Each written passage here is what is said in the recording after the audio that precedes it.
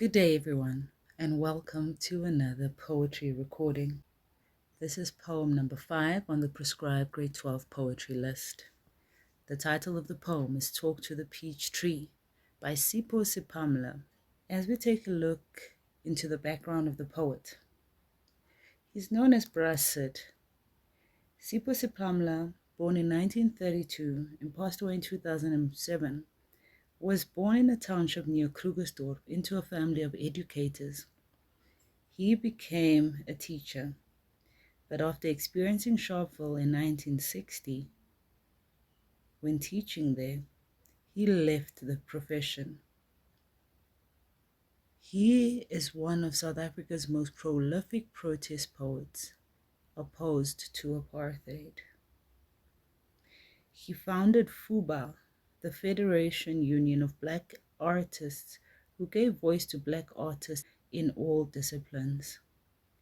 It functioned successfully until 1997. With the fall of apartheid, he served on the government's Arts and Culture Task Group. He also edited both a literary and a theatre magazine. Sepamla has an individual voice. His poems work on irony, satire, and humor, qualities not often found in the poets of the era who were politically loud and emotionally consciousness-raising. Sepamla uses it to voice his opinion on the political talks that took place between various parties before the formalized end of apartheid. The negotiations between the various parties were ultimately successful and both South Africa became a democratic state in 1994. The speaker's peacemaking or peaceful attitude is clear in It's About Time in the last line. Talk to the peach tree. Let's talk to the swallows visiting us in summer. Ask how is it in other countries. Let's talk to the afternoon shadow. Ask how the day has been so far. Let's raise our pets to our level. Ask them what they don't know of us. Words have lost meaning. Like all notations, they've been misused. Most people all admit a whining woman can overstate her case. Talk to the paralyzing heat in the air. Inquire how long the mercilessness will last. Let's pick out items from the rubbish heap. Ask how the stench is like down there. Let's talk to the peach tree. Find out how it feels to be in the ground. Let's talk to the moon going down. Ask if it isn't enough eyeing what's been going on. Come on, let's talk to the devil himself. It's about time. We'll look at the structure and the style of the poem. The poem is written in free verse. There is no recognizable poetic form. There is, however, a pattern in stanzas 3, 7, 8, and 9. They all have the same pattern of word choice, length, and content. It's important to note the indents, and this is the lines that start further off from the margin. The indents in the 4th and the 5th stanzas alert the reader to the fact that these stanzas are, in fact, commentary on the overall situation. So it's important to note that they are just commentaries happening. Let's also note that this is colloquial diction, giving off a very conversational tone. Pronouns such as us and you indicate this conversational tone. So look at the summary of the poem.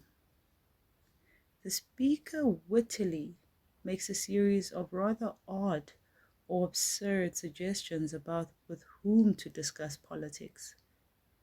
From the birds to the shadows, pets, the peach tree, and the air itself. He ends the poem on a serious note and states that the devil himself should be addressed. This refers to the leaders of the apartheid government. Let's take a look at the title of the poem. The peach tree appears in several of Sepamla's poems. The peach tree is about the tree in his garden, as well as in the will. Lines 1 to 6. Let's talk to the swallows visiting us in summer and ask how it is in other countries. Let's talk to the afternoon shadow. Ask how the day has been so far. Let's raise our pets to our level. Ask them what they don't know of us. Their literal actions are quite absurd. Talking to swallows, the afternoon shadow, and pets. It is amusing to expect our pets, who have been raised to human level, to be able to answer the serious question. What do they know of us? The point of this absurdity is to create some humor. Let's look at the words "let's talk." They are repeated quite frequently in the poem. This we need to note as anaphora. They emphasize conversation that is supposed to be taking place. The swallows here are personified. We know that swallows migrate for the summer, so they would most likely be able to talk to people in other countries. Let's talk to the afternoon shadow and the pets on our level. This is to bring through the absurdity. We know that it is really odd because one wouldn't think to speak to any of these three things about such a serious matter. Ask them what they don't know about us.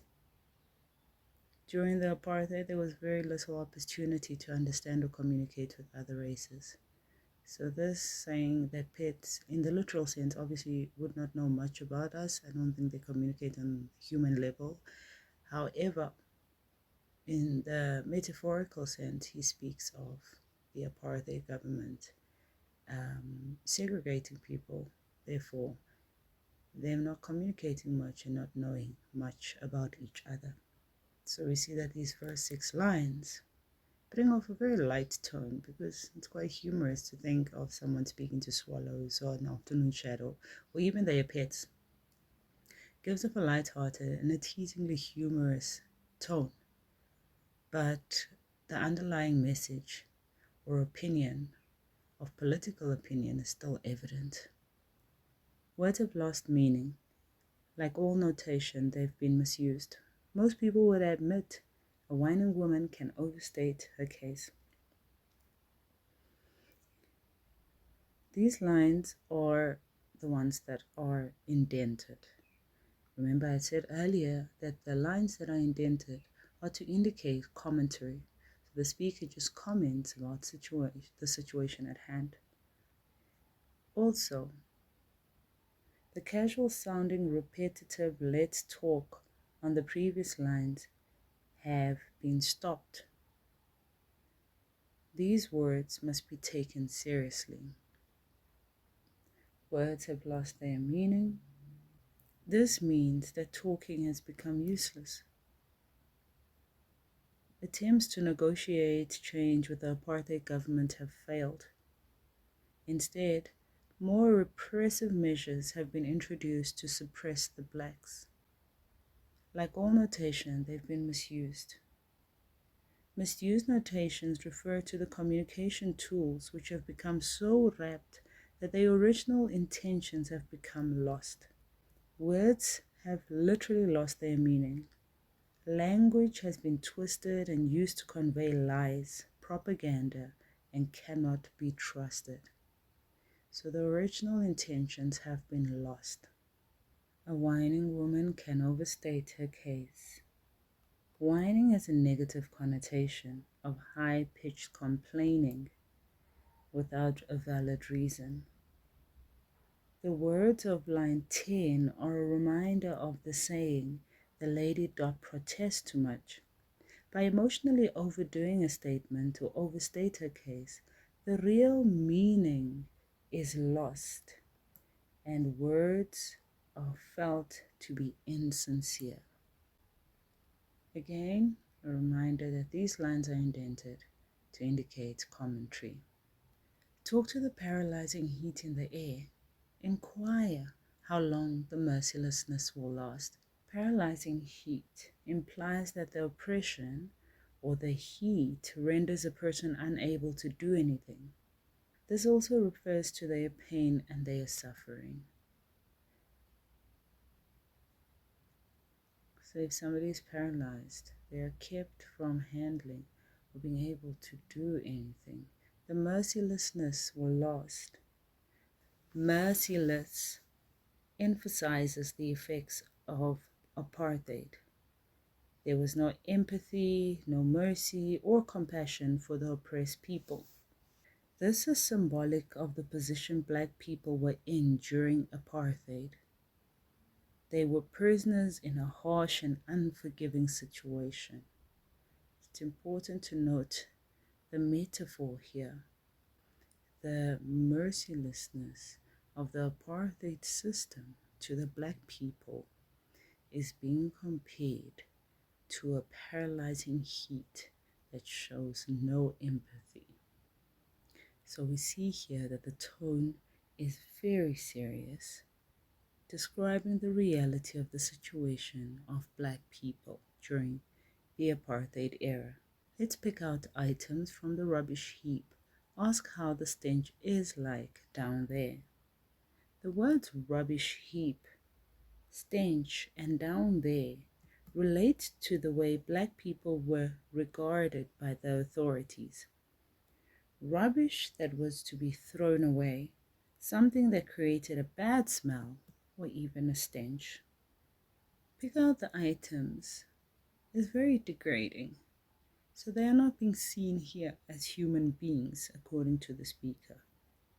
Rubbish, we know, is something that is regarded as worthless. Stench is a very bad smell, so it has a negative connotation.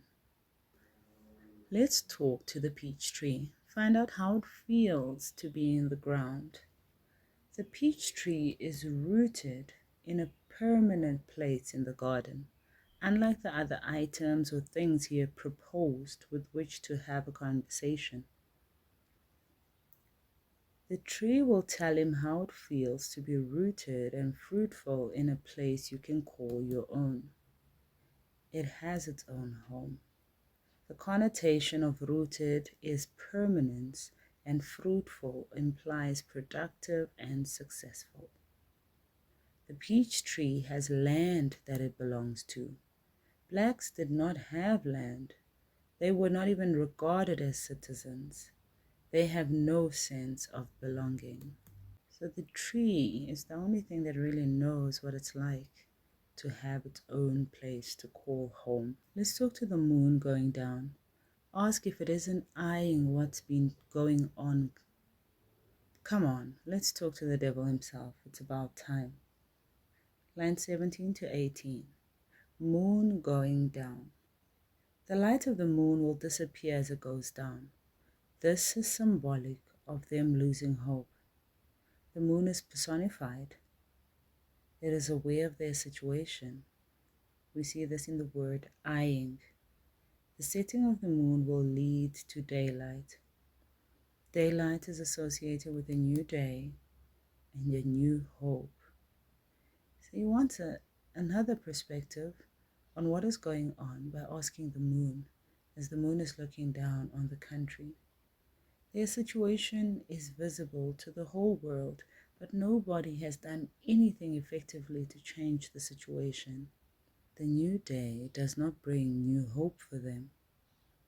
Come on, let's talk to the devil himself. It's about time. These lines 19 to 21, are again indented. Devil refers to the oppressors of the people in charge of the apartheid system. It's about time. The time has come to speak directly to the powers who have been oppressing Black people for too long. It is time for peace, to end the fighting, and time for people to have equal rights. So we see here in the last 3 lines that there's a tone of relief. The speaker looks forward to the conversation between the two parties that are actually involved in this difficult time. This change gives off a sense of reluctance and helplessness initially. For so long, there has been no communication. He knows that the conversation is long overdue and needs to happen to facilitate change. This could relate to the announcement that Nelson Mandela was going to be released. Talking was a way to work for change without physical injury. It was time for negotiations. The themes that are evident in this poem are life under apartheid, the desire for a change. We also see that people must see everything from different perspectives. An overdue and decent conversation needs to happen between the whites and the blacks for things to change. The tones that are evident is one of absurdity as well as a tone of being cynical from the speaker. We also saw a tone of despair, frustration, as well as a conversational tone. We made reference to the conversational tone by saying that colloquial language was used in the poem, informal language like y'all. This is a question paper from 2023 November exams. It is important that you learn to be able to read the questions correctly in order to respond for maximum results. 2.1. Explain the use of the word stench in line 14. That was for 2 marks. Your response should have taken the idea that stench suggests a very horrible or disgusting smell. That would have been 1 mark, but you need to then explain to us what it implies. Your response should have been that this implies that the living conditions for the people of color were awful and inhumane during apartheid. The people of color were treated as lacking value or disposable. Stench might also imply that the apartheid system was rotten and unbearable. Any kind of idea like that explaining the word further would have, in relation to the poem, would have given you a maximum of 2 marks. Question 2.2. Account for the repetition of the phrase "let's talk" throughout the poem. The repetition creates a sense of urgency and indicates the speaker's strong desire to discuss. You could have also said that it emphasizes the need for open communication and a peaceful resolution. It indicates the speaker's insistence on continuing the dialogue even though previous attempts of communication were futile. Question 2.3. Refer to lines 11 to 12. Talk to the paralyzing heat in the air. Inquire how long the mercilessness will last. 3.1. Identify the figure of speech used in line 11. You could have either said that it was a metaphor, or you could have said personification, because the sun here is given qualities of being human with the word paralyzing. But again, as I explained earlier, the apartheid system is being compared to a paralyzing heat. 2.3.2, it says comment on the effectiveness of this image in lines 11 to 12. So you're not supposed to be explaining what it does, but you're supposed to be saying why it is effective, why it works. Your response should take the form of that the apartheid system is being compared to a paralyzing heat, right? If you were speaking about it being a metaphor. The word paralyzing indicates a lack of movement, which refers to the restrictive apartheid laws, while heat here emphasizes the stifling, oppressive nature of the apartheid system.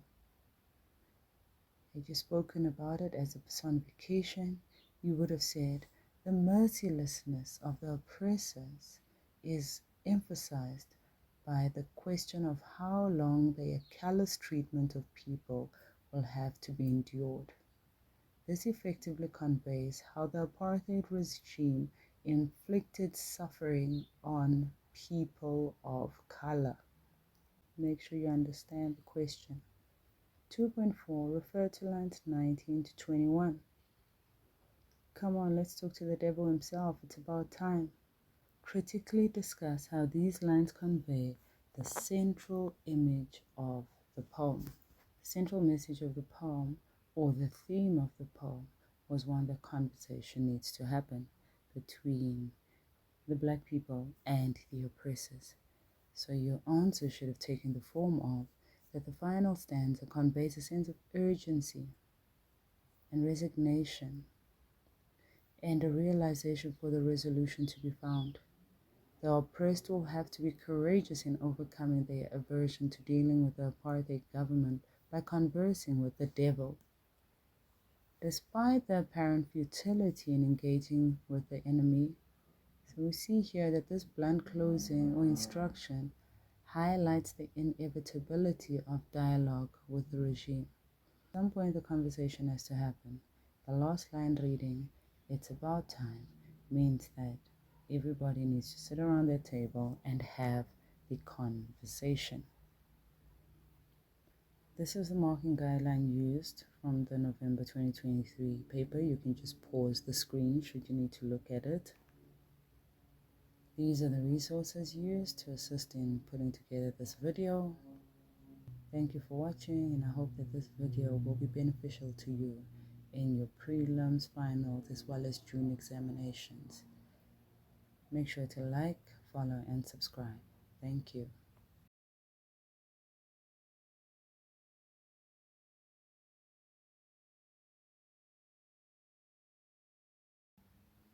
As we look at the historical context of the poem, this poem was written during the apartheid years.